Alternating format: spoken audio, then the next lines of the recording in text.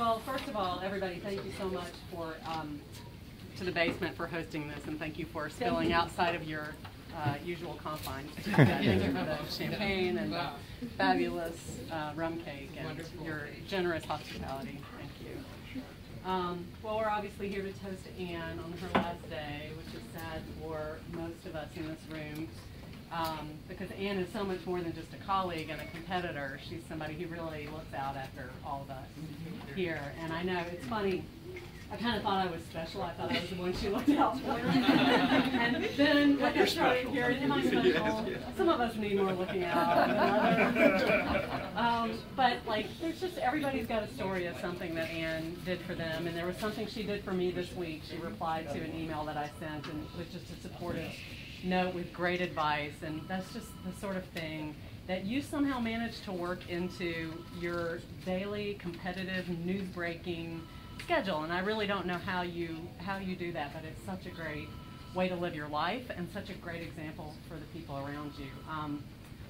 One of my favorite stories about Anne is that when I decided I was going to run for president of the Correspondents Association, not long after that I was on the press charter, and I still wasn't fully committed to the idea. I thought I might still back out. But Anne had already decided that I was going to run. And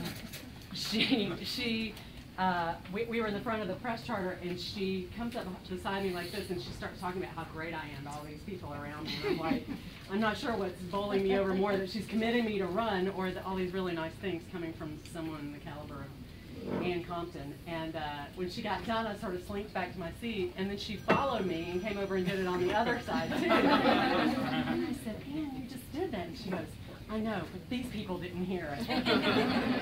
So that's when I realized I'd been endorsed, and that just really meant the world to me. And I know that everybody in this room could tell a similar story about you. I don't know what we'll do without you. The culture of this newsroom will change when you leave, but I think it's fair to say that you've set a norm and cultivated a norm that will live on long after you're gone. So you should know that you will be long remembered, beloved, and followed by this press corps. So I toast you, Anne. Thank you.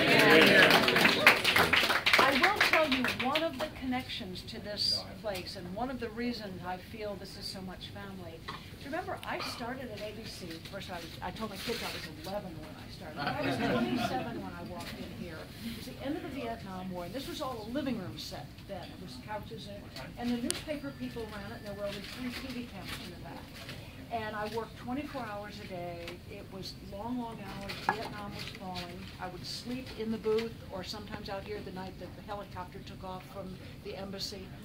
And for all the years of ABC, I come straight here in the morning. I go home from here in the evening, and I knew most people here better than I knew them back at ABC.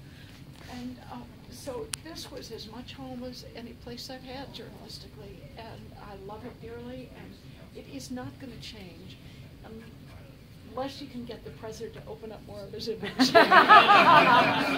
Never say die. I know you are. Well, you're going to have to listen to several